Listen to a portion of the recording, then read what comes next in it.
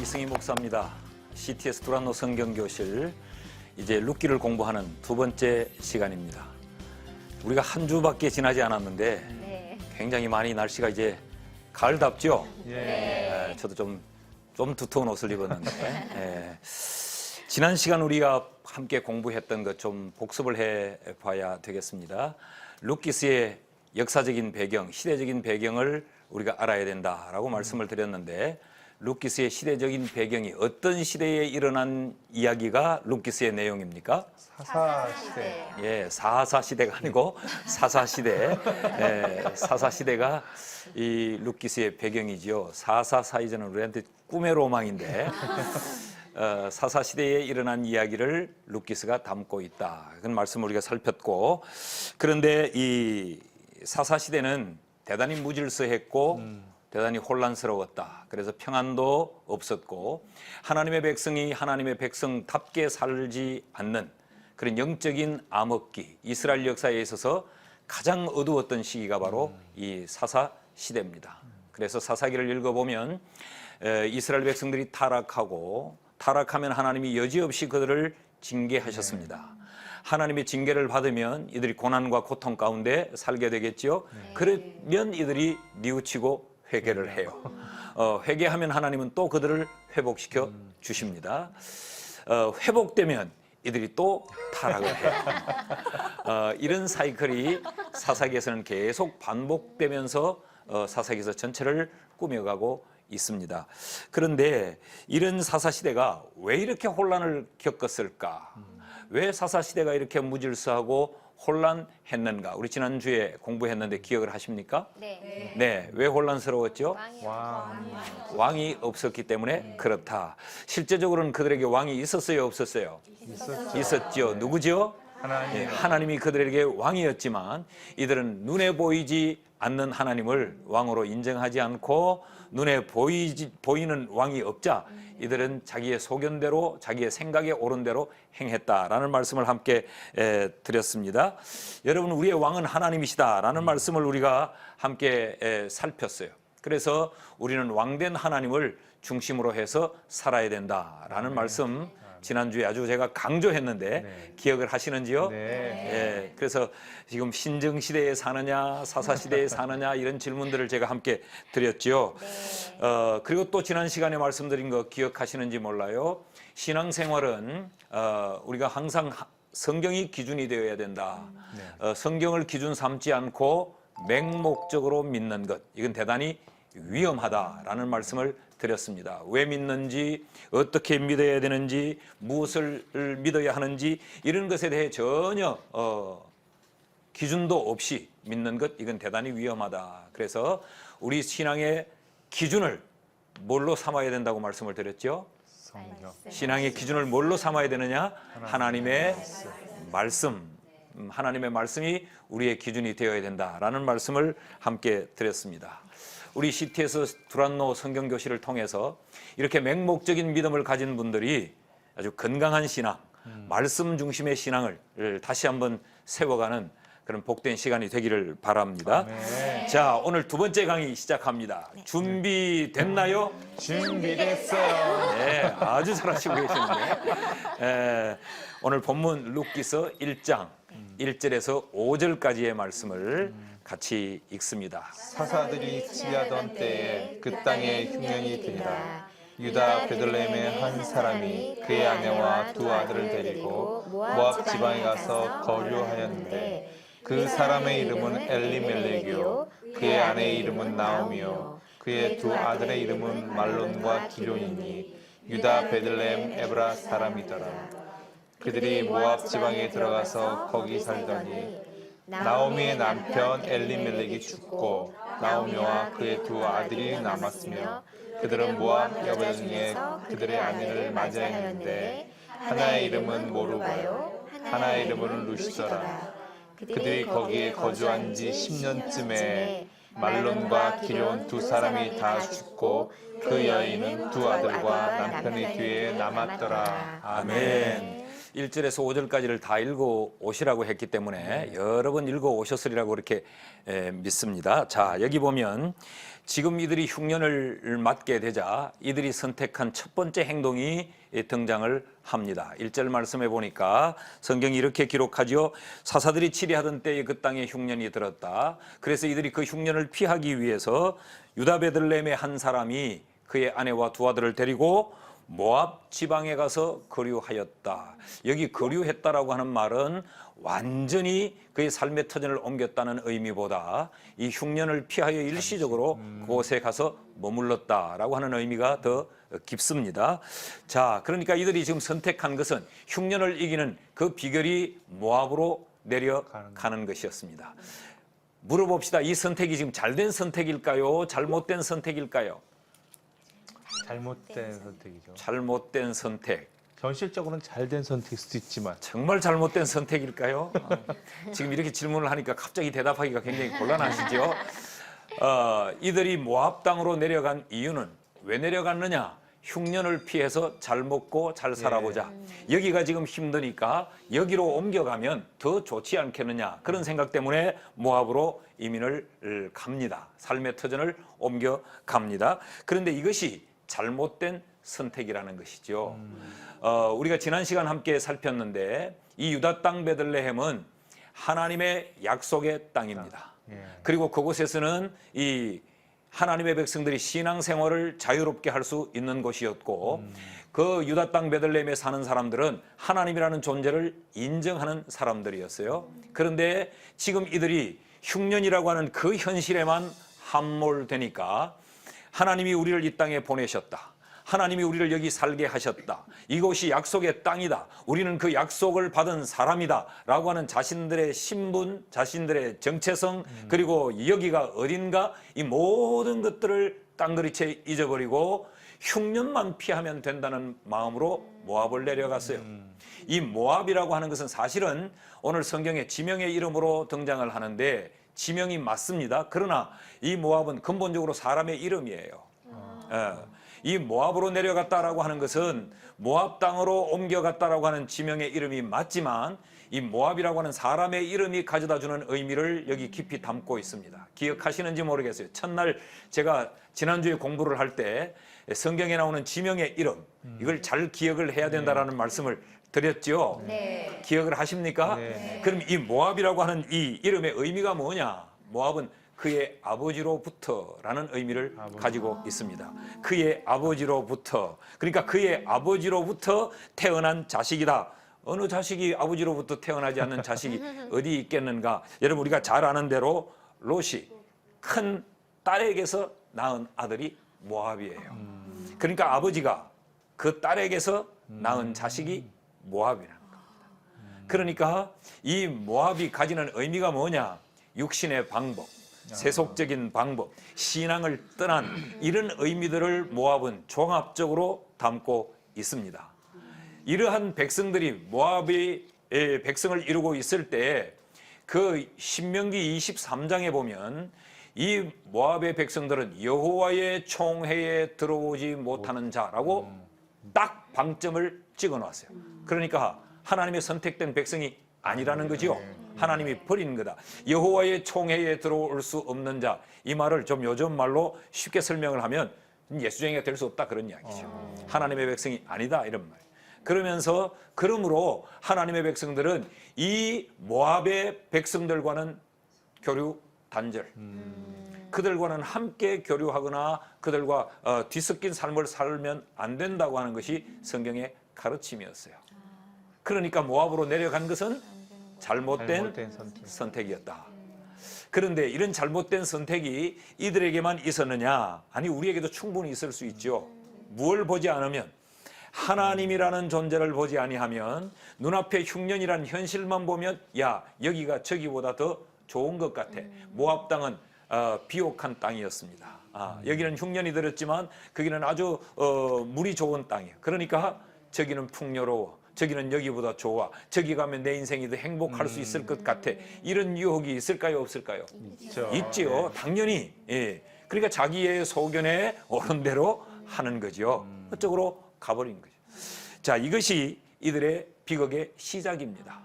여러분, 우리가 신앙생활을 하는 것, 하나님을 아는 것 대단히 중요한데 우리의 삶에 이런 어떤 역경과 이런 환란이 찾아왔을 때 어떤 선택을 하느냐는 대단히 중요합니다. 하나님을 아는 것만큼 중요한 것이죠. 많이 알지라도 그 알을 가지고 삶의 현장에서 어떻게 적용을 해서 선택을 하느냐, 이건 더 중요하다는 거예요. 그래서 지난 시간 말씀을 드렸는데 기억하시나 몰라요. 신앙은 알미 아니고 삶이다. 알고 있는 것만이 전부가 아니다라는 말씀을 드렸지요. 자, 그러면 여기서 우리는 또 이런 의문을 던져봐야 됩니다. 성경을 읽을 때 자꾸 의문을 가져보라고 그랬죠. 왜 그럼 이 엘리멜렉은 여호와는 나의 왕이다, 하나님은 왕이다 라고 하는 이런 이름을 가지고 왕 대신 하나님을 섬기며 살던 이 엘리멜렉이 왜 이런 선택을 했을까? 이런 의문을 좀 던져볼 필요가 있습니다. 왜 이랬을까? 한번 대답해 보시겠어요? 조금 전에도 목사님 말씀하신 것처럼 현실적인 다급함, 곧 그 처자식을 먹여 살려야 된다. 가장으로서의 책임감이 크지 않았을까 저는 그렇게 생각해 봅니다. 그래서 그 하나님이 나에게 기쁨이 되시고 나의 왕이심을 삶 가운데서도 고백하고 삶이 예배 가운데 있음에도 불구하고 그것 또한 불가피한 부담과 걱정거리여서 잘못된 선택임을 알았을 것 같아요. 저는 엘리멜렉이 지금 이 목사님과 성경 공부를 하면서. 들어봐요. 아, 언제 가죠? 그렇죠. 현실이 그랬다는 이야기 아닙니까? 그 현실을 이기기 위해서는 어쩔 수 없는 선택이었다. 그러나 이게 우리 신앙에서는 큰 변명이 될 수 없죠. 자, 그러면 우리 라헬 자매에게 또 한번 물어봅시다. 자식을 잘 먹여 살리기 위해서 이 선택을 했겠죠. 근데 왜 하필이면 그 선택이었을까? 쉽지 않은 질문이에요. 네. 알면서도 그거를 아는 게 아까 목사님 말씀하셨듯이 아는 게 신앙이 아니라 삶이 신앙이라고 하셨던 거가 결국에는 늘 날마다 하나님과 내가 동행하고 있고 하나님과 관계가 계속적으로 친밀함이 유지가 되고 있어야지 사실 삶에도 나타난다고 생각을 하거든요. 근데 결국 그 시점에는 하나님과의 어떤 그 관계성이라든지 하나님의 음성을 듣는 것에 덜 민감하지 않았을까라는, 그러니까 그래서 그 순간적인 어떤 뭐 선택, 순간적인 본인의 옳은 소견, 뭐 그런 거에 의해서 결정을 하지 않았을까라는 저는 생각도 하거든요. 네. 제가 이제 기대했던 대답을 아주 잘 하셨는데 귀한 신앙을 가지고 살죠. 그런 몸부림이 왜 없었겠어요? 그런데 이렇게 된 것은 하나님과의 긴밀한 교제, 이것이 사라졌다는 거죠. 다시 더 쉽게 말하면 신앙이 약해졌다는 겁니다. 그 사사시대를 살면서 이들의 신앙이 약해졌다는 것이죠. 그러니까 슬그머니 하나님을 잡고 있던 손을 슬그머니 놓아버리고 자기도 모르는 사이에 놓아버리고 현실에 함몰된 것 아니겠습니까? 자, 이런 잘못된 선택을 왜 했는가? 이들이 여기 등장되는 사람들의 이름의 의미를 다시 생각해 보면 우리는 답을 얻을 수 있어요. 그 사사시대를 살았기 때문에 환경에 의해서도 이들의 신앙이 약해졌을 수 있지만 이들의 신앙이 분명히 약해졌구나라는 것을 단적으로 알 수 있는 것이 2절 말씀을 보면 우리가 잘 알 수 있습니다. 2절을 같이 한번 읽어봅시다. 시작. 그 사람의 이름은 엘리멜렉이요 그의 아내 이름은 나오미요 그의 두 아들의 이름은 말론과 기론이니 유다 베들레헴 에브라 사람들이더라. 그들이 모압 지방에 들어가서 거기 살더니. 자, 신앙의 지금 루키스에서 나타나는 신앙의 1세대는 이 엘리멜렉과 나오미였죠. 그럼 이들의 자식 신앙의 2세대가 될 텐데 이 1세대의 이름은 하나님은 나의 왕이다. 하나님이 나의 왕이므로 나는 기쁘다라고 하는 것이 이름의 의미였어요. 그런데 1세대에 의해서 지어졌던 그 자식들의 이름을 보면 말론과 기론이에요. 말론이라는 이 이름의 의미는 뭐냐?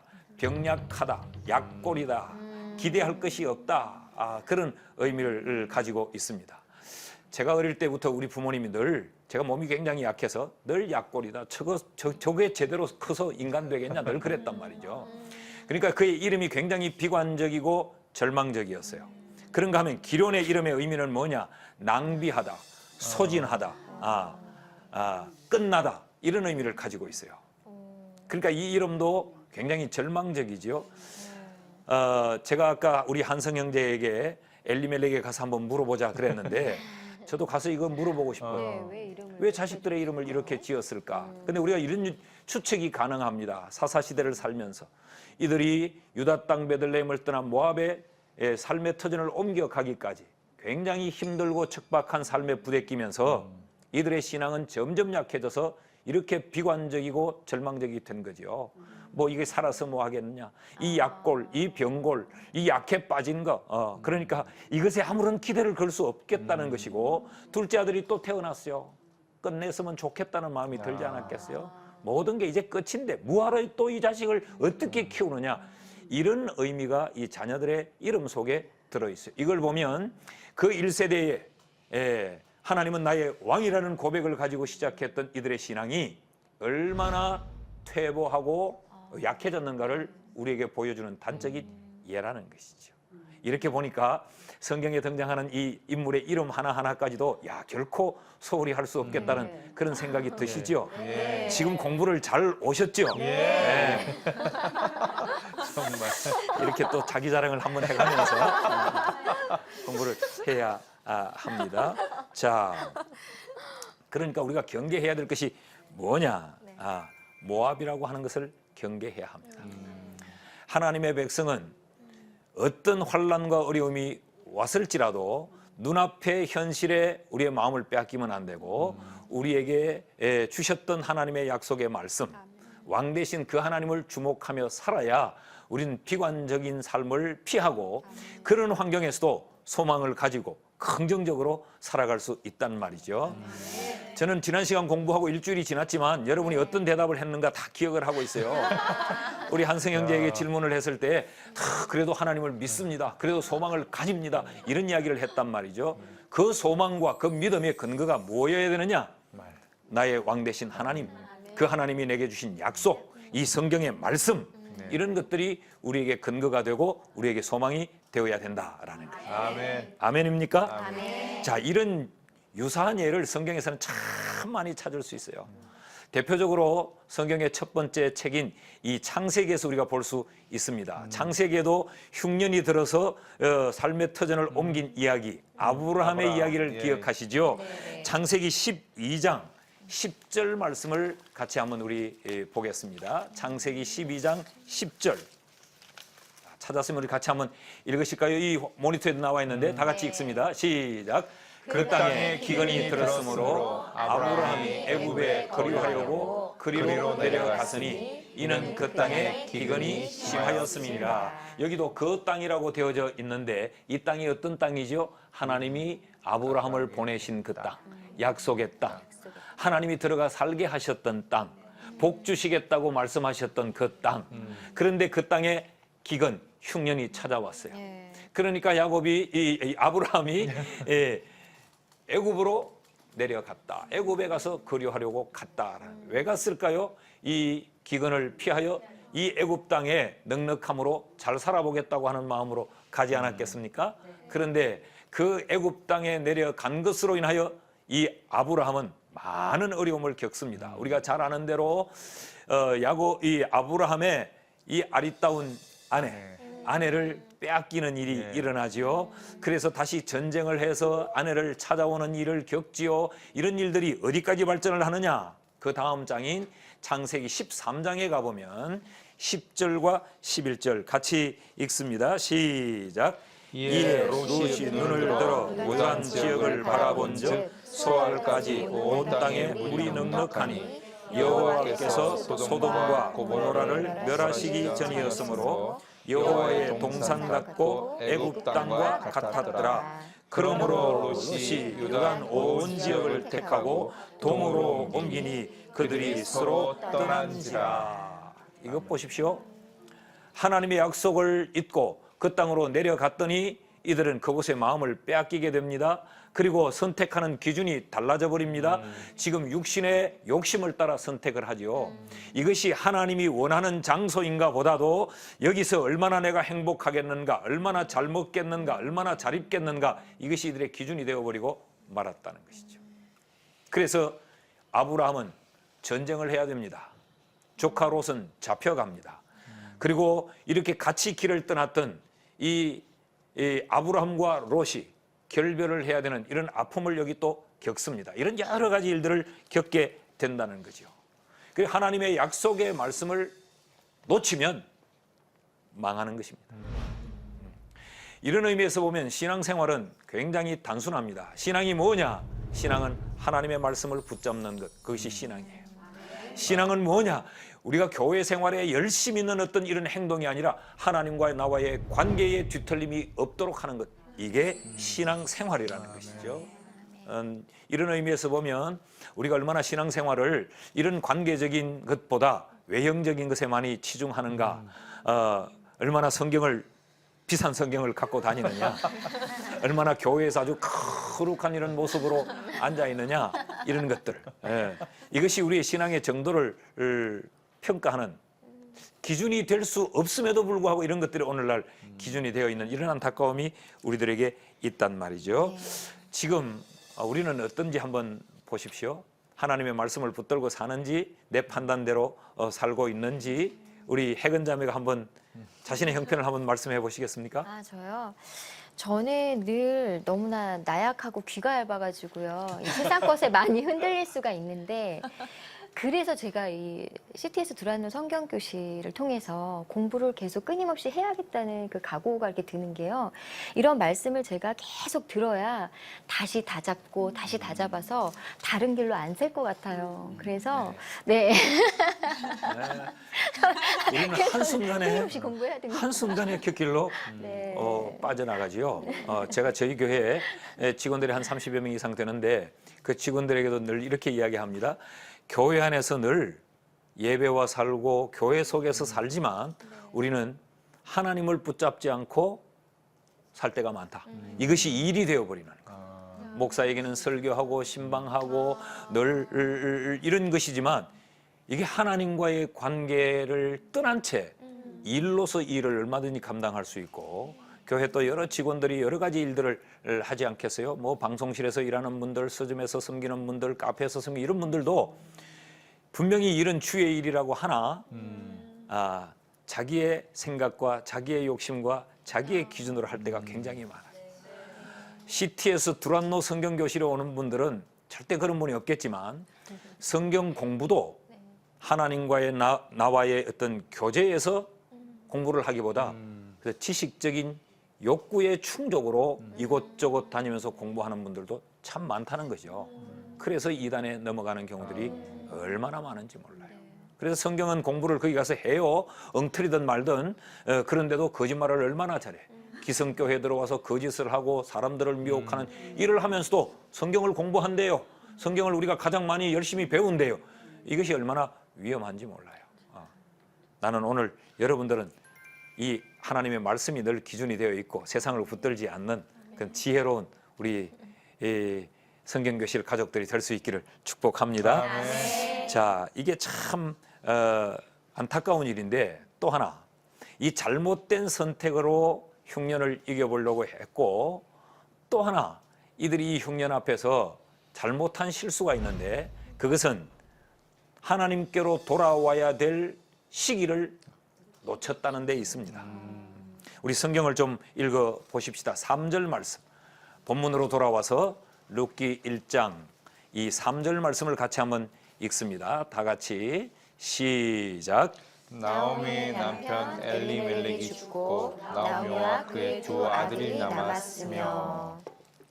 나오미의 남편 엘리멜렉이 죽었습니다. 그리고 나오미와 그의 두 아들이 남았습니다. 자, 보십시오. 네 식구가 잘 살고 싶은 마음 때문에 모압으로 갔습니다. 신앙도 던져버리고 모압으로 갔어요. 근데 그들이 찾아온 것은 행복이 아니고 불행이 찾아왔죠. 남편 엘리멜렉이 죽어버립니다. 누구 믿고 갔을까요? 이때는 하나님 믿고 간 건 아니겠죠. 남편 하나 믿고 갔죠. 남편이 기둥이었어요. 남편 하나를 믿고 말이 다르고 문화가 다르고 풍습이 다르고 아는 일가 친척 하나 없는 낯선 타국 땅으로 갔습니다. 그러면 결과가 잘 살아야 될 텐데 여러분, 신앙으로 선택하지 않고 현실적인 것으로 선택의 기준을 삼아버린 결과는 이렇습니다. 이걸 이제 사람들이 속는 거지요. 하나님은 눈에 보이지 않고 눈에는 저 모압 땅에 푸른 들판이 보이니까 저곳에 가면 살 거다. 여러분 반짝인다고 해서 다 검은 아니에요.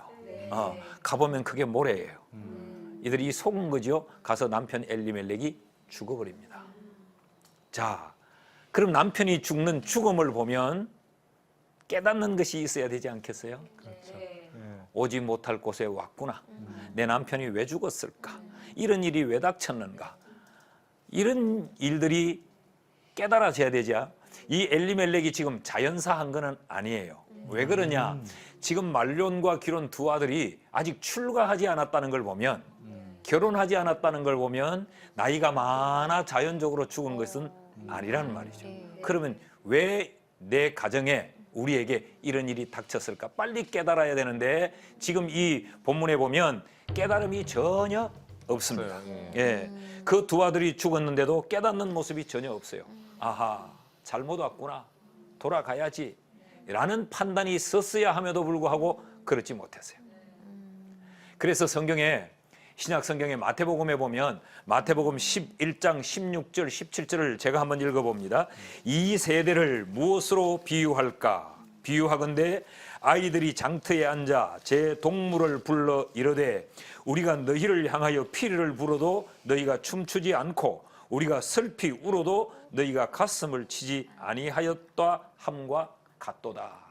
지금 세대가 이렇단 말이죠. 피리를 불어도 춤을 추지 않는다. 슬피 울어도 울 줄도 모르다. 그러니까 깨달음이 없는 무감각한 시대가 되어 버렸다라는 것이죠. 이것은 일반적인 세상의 모습을 이야기하기도 하지만 오늘 우리 성도들의 모습이 아닐까요? 깨달음이 없는 성도들이 오늘 어쩌면 우리들인 것 같아요. 여러분 기억을 한번 이렇게 더듬어 보십시오. 과거에는 교회 가면 눈물을 흘리며 하나님 앞에 뉘우치고 회개하는 것이 신앙생활의 전부라고 해도 과언이 안 될 만큼 그렇게 했어요. 기도실 문을 이렇게 열어보면 기도하고 나오면 전부 하나님 앞에 회개하고 울어서 눈이 퉁퉁 부어가지고 저는 우리 교인들에게 그렇게 이야기했어요. 어떤 여인의 눈이 가장 이쁜가? 쌍꺼풀 있는 눈이 아니에요. 하나님 앞에 회개의 눈물을 흘린 후 그 눈가가 축축히 젖어 있는 그 눈이 나는 가장 아름다운 것 같아요. 그런데 오늘 이 깨닫지 못한다는 거예요. 우리 시대가, 이 시대가 얼마나 안타깝고 얼마나 가슴 아픈지 몰라요. 여러분 우리는 살면서 우리도 이런 일들을 많이 만나잖아요. 이런 일을 만날 때 가장 먼저 떠오르는 생각이 뭐예요? 아하, 왜 이럴까? 신앙적으로 돌아보는 것입니까? 아니면 이 상황을 빨리 탈피해야 되겠다고는 어떤 방법을 찾는데 우리가 먼저 움직이는가? 어느 쪽이 먼저 1번 신앙적으로 회개하고 뉘우친다. 2번 어떻게 하면 이 상황을 벗어날까 방법을 먼저 찾는다. 1번, 2번. 크게 다 같이 시작. 부정확하게 말씀하시는데. 1번. 어떨 때는 1번일 수도 있죠. 또 그러나 대부분 2번일 경우가 너무 많아요. 어떻게 하면 이걸 벗어나? 이런 경우가 많죠. 그러니까 이들은 지금 이때가 돌아올 시기였습니다. 이때가 모압에서 다시 떠났던 베들레헴 그 땅으로 돌아와야 했어요. 이건 하나님의 사인이었습니다. 그런데 그 시기를 놓쳐버린 거죠. 여러분 우리도 우리의 삶의 어떤 어려움을 만날 때 이 시기가 대단히 중요합니다. 이 타이밍을 놓치면 우리는 더 절망의 나락으로 떨어지는데 그 타이밍을 돌아오는 타이밍으로 잘 붙들면 이전보다 더 강성하게 되는 이런 일들이 우리에게 얼마나 많은지 몰라. 그래서 우리에게 늘 따라오는 게 뭐죠? 후회가 따라오는 거죠. 빨리 뉘우치고 돌아가야 되는데 이런 상황이 되면요 꼭 두 가지 친구가 기습적으로 찾아옵니다. 하나는 후회라는 친구가 찾아와요. 그런데 후회는 누구의 손을 잡고 오느냐? 원망이의 손을 잡고 옵니다. 이런 상황이 되면 왜 여기 왔지? 바보처럼 내가 왜 여기 왔지? 왜 여기 왔지? 후회를 뉘우쳐요. 그 뉘우치면 하나님 앞에서 뉘우쳐야 되는데 자기의 감정으로 뉘우치고 그 다음 찾아오는 원망이와 손을 잡고 악수를 합니다. 그래, 죽은 남편 그 남편을 원망하죠. 왜 가자고 했니 여기까지. 이렇게 우리만 두고 죽을 것. 응? 나쁜 놈. 남편을 원망하는 거죠. 그러나 후회나 원망은 답이 아닙니다. 그건 해답이 될 수 없단 말이죠. 우리에게도 이런 시기를 놓쳐버려서 더 절망의 나락으로 떨어진 경우들이 많이 있지 않겠습니까? 이것이 이들의 안타까움이다. 또 하나, 이들의 잘못된 선택 중에 또 하나는, 자, 남편이 죽었어요. 그 돌아올 시기를 놓쳤어요. 그 돌아온 시기를 놓친 데는 근본적인 이유가 있습니다.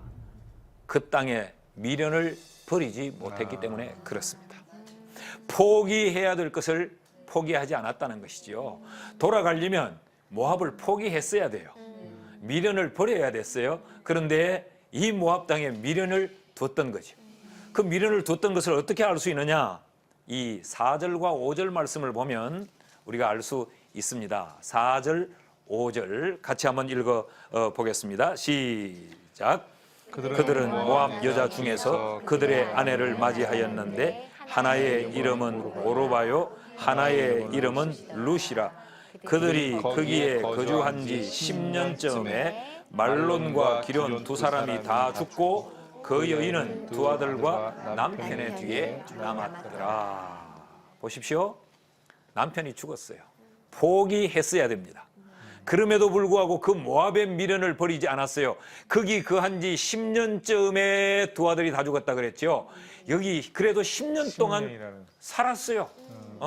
남편 잃어버리고 두 아들을 끌어안고 10년 동안 살았어요. 그러니까 이 나오미는 미련을 못 버린 거지. 여기서 성공할 수 있다. 여기서 일어설 수 있다는 마음을 가졌던 거지요. 그러다가 10년 지난 다음 이 10년쯤이라는 세월은 많은 의미를 담고 있습니다. 그동안 이 나오미는 모압 생활에 많이 익숙해졌어요. 어떤 면에서는 편해졌을지도 몰라. 이제는 말귀를 좀 알아들었고 이제는 주변에 이웃도 생겨났고 이제는 동서남북도 좀 분간할 줄 알게 되었고 급하면 옆집에 가서 돈도 구워올 수 있는 지경이 됐어요. 익숙해졌어요. 그러면서 익숙해짐과 동시에 모압에 얼마나 많이 동화가 되어버렸는지 모압 여자를 며느리로 맞이합니다. 뭐 우리 모두가 다 알잖아요. 성경은 이 모압의 사람들과 혼인하는 것은커녕 모압 사람들 속에 섞여 사는 것조차 허락하지 않았단 말이에요. 그런데 이 혼인을 했다. 이 말은 지금 많이 동화되어 있는 거죠. 어쩌면 이랬을지도 몰라요. 남편이 떠나버린 그 아픔, 내가 이 땅에서 보상받고 싶은 마음이 있었을지 몰라요. 여기서 내가 당한 이 슬픔, 여기서 위로를 받고 싶어 했을지도 몰라요. 그러면서 10년이라는 세월을 이들이 거기서 허비했다라는 것이요. 성경을 하나 보시겠습니까? 자, 창세기 24장 3절 4절 말씀을 같이 한번 읽을까요? 시작. 내가 너에게 하늘의 하나님 땅의 하나님이신 여호와를 가리켜 맹세하노니 너는 내가 거주하는 이 지방 가나안 족속의 딸 중에서 내 아들을 위하여 아내를 택하지 말고 내 고향 내 족속에게로 가서 내 아들 이삭을 위하여 아내를 택하라. 조상적부터 이들은 하나님의 말씀을 배웠고 알았어요. 그래서 이렇게 가르치고 있는 거죠. 이곳에서 이방인들과 혼인하면 안 된다. 결국은 하나님의 백성은 하나님의 백성들과 혼인해야 된다라고 하는 것을 잘 일러 주었어요. 이것을 조상들로부터 이들은 전통적으로 배워왔어요. 그들이 살면서도 주변에 이렇게 결혼하는 걸 잘 보고 왔습니다. 그럼에도 불구하고 나오미는 이방 여인을 룻으로 맞아들이고 맙니다. 이것이 큰 잘못된 선택이라는 것이죠. 여러분, 우리도 살면서 이런 경우가 많죠. 안 되는 줄 알면서 왜 그랬을까? 나는 이 복음성가 부를 때마다 얼마나 은혜가 되는지 몰라. 안 되는 줄 아는데도 그러면 좋을 것 같아. 그러면 내가 기쁠 것 같아. 그러면 내 인생이 사는 맛을 느낄 것 같아. 그래서 보상을 받으려고 하는 거죠. 미련을 버리지 못한 것. 이게 잘못된 선택입니다. 우리에게도 이런 경우들이 있지 않겠어요? 네. 네라고 대답했으니 한번 이야기해 보시죠. 우리 한승 형제. 찬양 사역자이기 때문에 네. 분명히 본질적으로는 하나님의 뜻과 거리가 있는 것인 알면에도 불구하고 눈앞에 보이는 것들로 인해서 내가 이걸 취하면 조금 더 하나님의 일을 멋지게 할 수 있겠다. 하나님께 영광을 더 돌릴 수 있겠다라는 선택들. 그러니까 삶 가운데 먹고 입고 살아가는 것과도 있겠지만 때로는 저희들 같은 사역자들은 그런 염려, 고민, 유혹 가운데 또 그런 선택을 하는 경우들이 있죠. 안 된 줄 알면서. 네. 그거 되면 조금 더 나아질 것 같고 더 멋지게 사역할 것 그렇지. 같고 이런 경우들. 네. 이게 엄청난 죄는 아닐지라도 그러니까요. 여러분 보십시오. 어마어마한 죄는 아닐지라도 왠지 신앙과 거리가 조금 있어 보이는 것. 맞아요. 예. 그럼 그러면 내가 성공할 것 같고 내가 출세할 것 같고 내가 더 행복해질 것 같은. 교회도 보면 신앙생활 잘 해가다가 자매들이 결혼이 조금 늦어지면 남자를 선택할 때 남자면 된다. 자, 여기 굉장히 믿음 좋은 사람이 있어요. 하나님의 말씀대로 성실하게 살려는 사람이 있는데 직장이 좀 변변치 못해요.